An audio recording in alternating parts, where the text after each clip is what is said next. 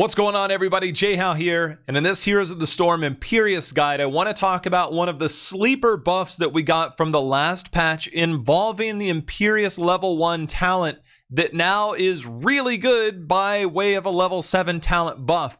This has always been good in certain matchups, but now it means that it's better in more matchups, and there's a lot you can do with this to stay in fights longer and to last longer and to really dive into the deep end. And with that, I want to talk about the sponsor of this video, the coldest water bottle. I actually recently was swimming on July 4th at my brother's house in the pool. I took this into the deep end with me. This thing floats in the water. It also kept my water really cold throughout the entire day. I used this, I refilled this as needed, but I was able to take it into the pool and do a lot of cool things with it. You can find out more information below. Also use my discount code that's in the description to get a discount off of your purchase.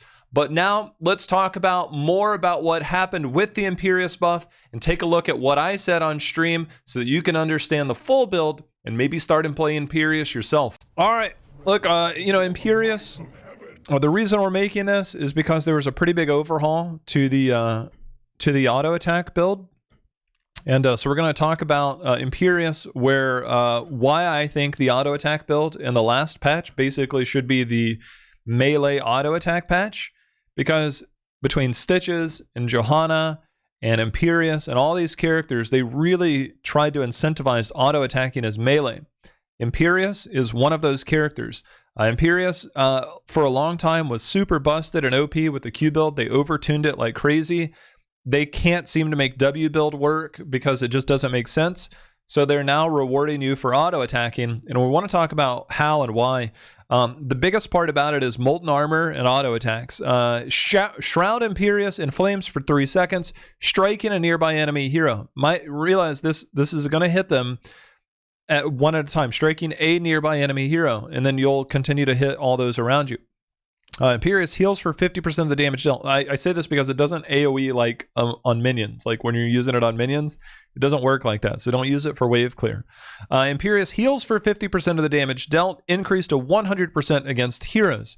So this is going to be a really big deal when you're using this. Each basic ability marks enemy heroes. Basic attacks consume the target's marks. So you want to apply the mark and then consume the mark. It deals bonus damage and you heal for 75 per mark.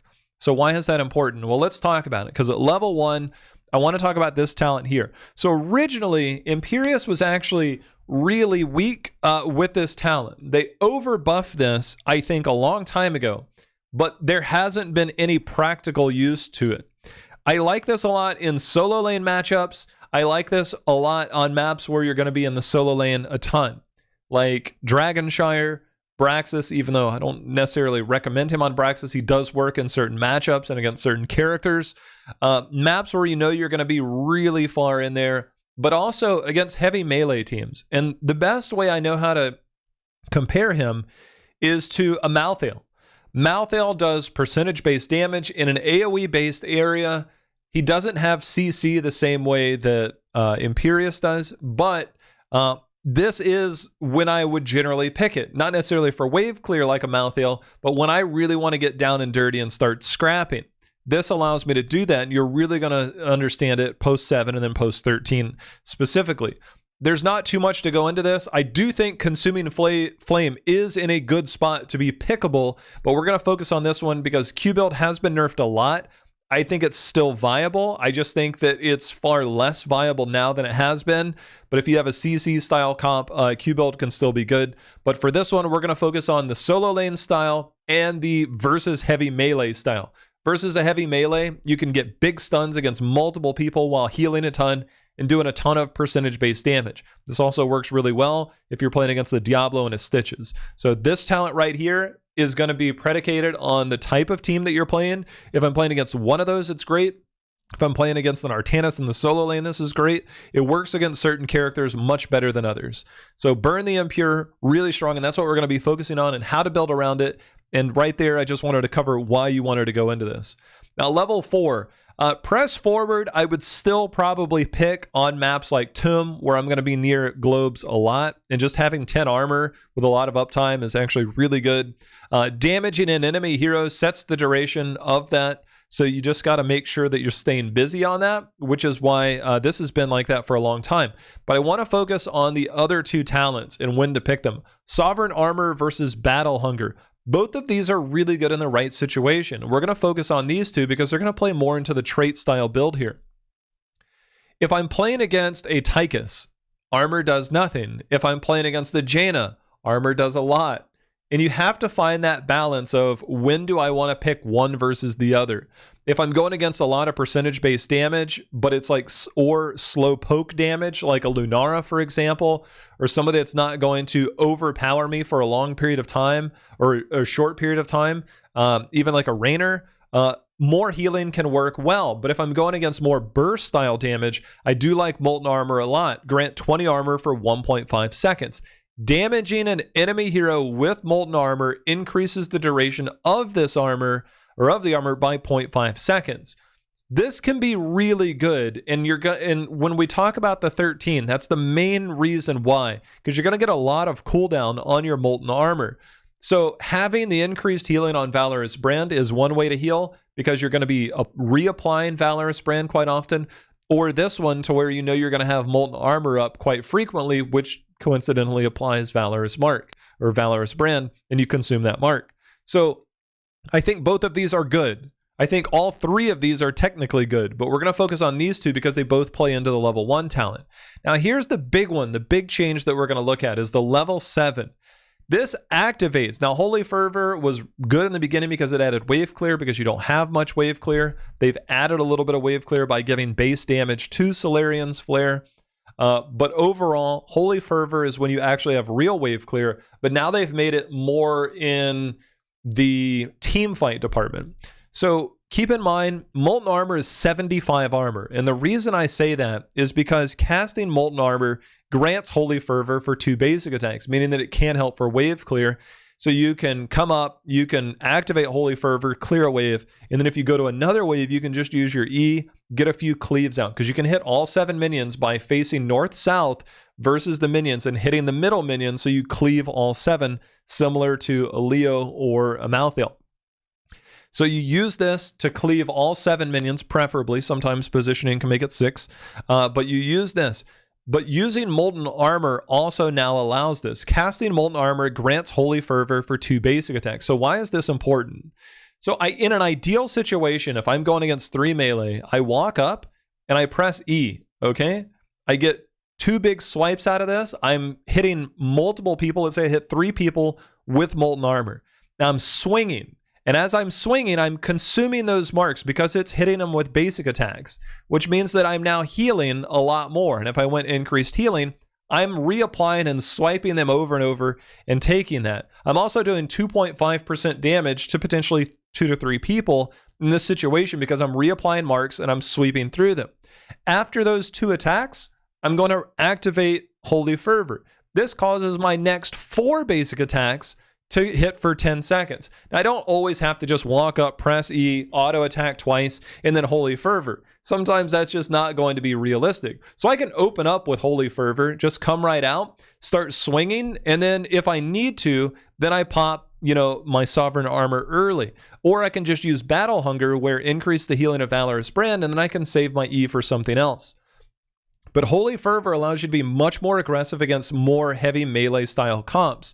If I'm playing against like a Kerrigan, I would be probably going armor, and then I survive the burst, then I turn right around and unleash on them with Holy Fervor. So this allows me to, 1, activate my big sweeping armor. I'm going to use, because casting Molten Armor procs Holy Fervor, but I want to get my Molten Armor out, and then I want to go ahead and start sweeping them. And if I get it from the passive side, or whether I get it from the activatable, I can walk up, I can use this. Casting Molten Armor grants Holy Fervor for 2 basic. I think I got that backwards earlier, but I want to walk up, I want to press E, I want to get those swipes. I don't always have to do that, but it does allow me to get the bonus damage and apply those stacks by getting the passive part of this to get Molten Armor, and that therefore it applies the marks. Then I'm consuming 3 to 4 marks at a time, thus healing myself and doing 2.5% damage per mark consumed.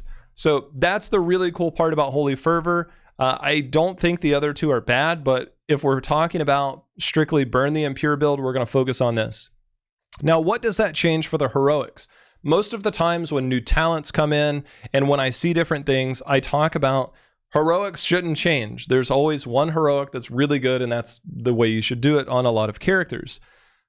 But what I've found is that by having more survivability, by more healing and more sweeping damage, if the situation is right, Wrath is now pickable. The same way that we saw a lot of changes to Falling Sword for Johanna. It didn't seem good for a long time, but now this actually makes sense. And the level 20 upgrade on this can actually be pretty fun too.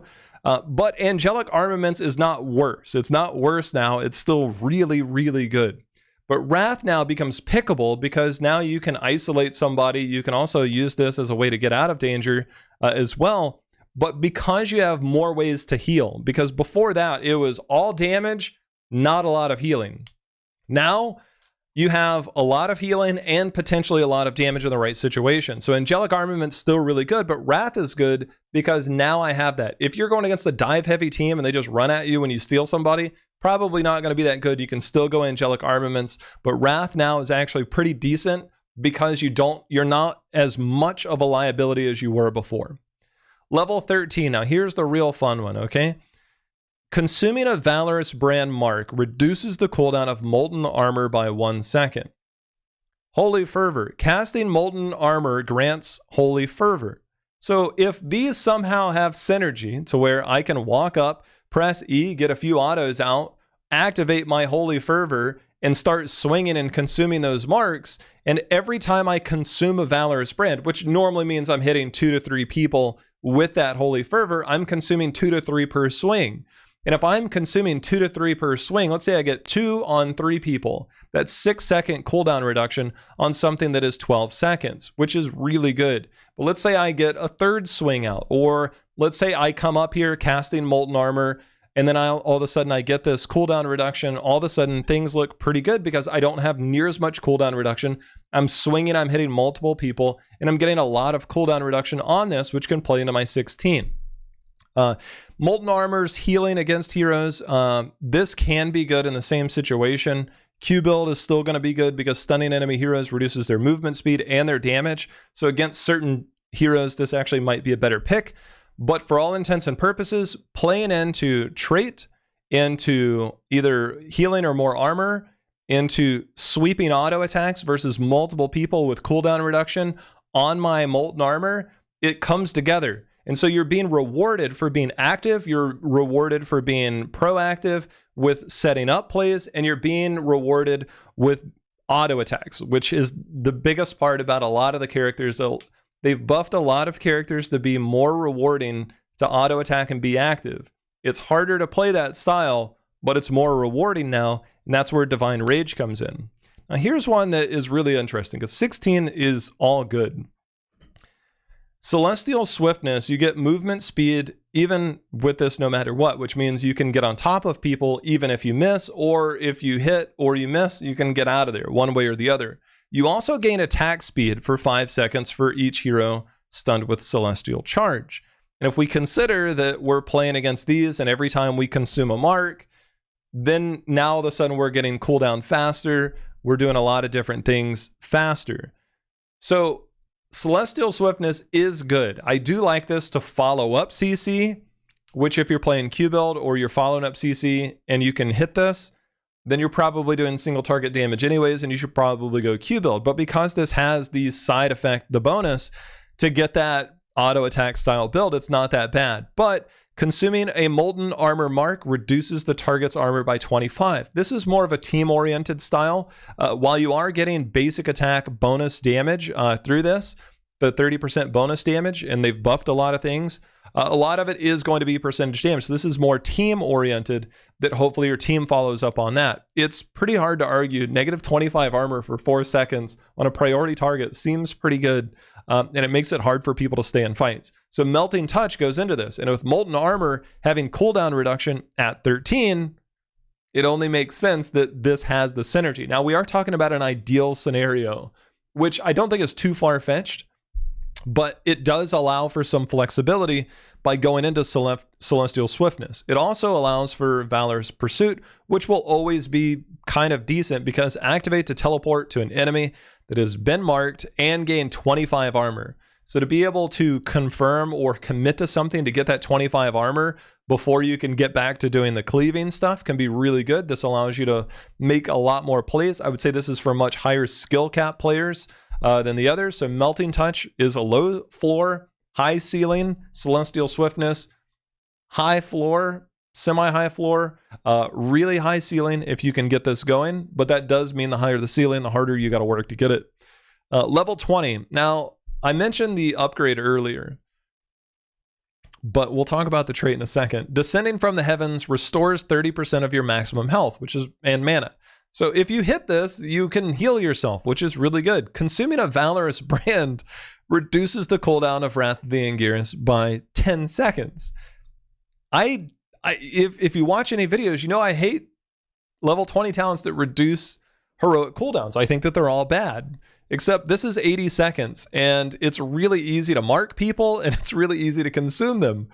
Meaning that this is really easy to get cooldown reduction on. This is probably the easiest cooldown reduction heroic talent that I've ever seen. Other than if you hit Falstad, but we're not going to talk about that. So this is actually pretty decent because you get that health back and you can do that. The first game I played this, it was actually really strong, and we dumpstered a team post 20. They weren't super great, but it was really easy to do. But I don't necessarily think this is the number one pick. I do think you should still look at Brand of Solarian and Impervious. Reduce the duration of Valorous Brand to 5 seconds, but it is no longer consumed when triggered, meaning that that cooldown reduction that you're getting between Holy Fervor and Divine Rage means that you're going to continue to get that cooldown reduction no matter what, meaning that whenever you're auto-attacking, it's not going away, which means you can keep auto-attacking over and over and over and over and over and over again, so long as you keep reapplying with your, well, any number of your abilities. So I do like Brand of Solarian. I don't mind Unrelenting Descent, but also Impervious. Activate to become unstoppable and gain 75 spell armor for 3 seconds. Hitting heroes with the Center of Solarian's Flare reduces this cooldown. You're probably going to use this once per fight if you ever get it. Getting unstoppable and 75 spell armor against certain comps is very good. I don't know if this is necessarily always needed. It's more the unstoppable part than the spell armor.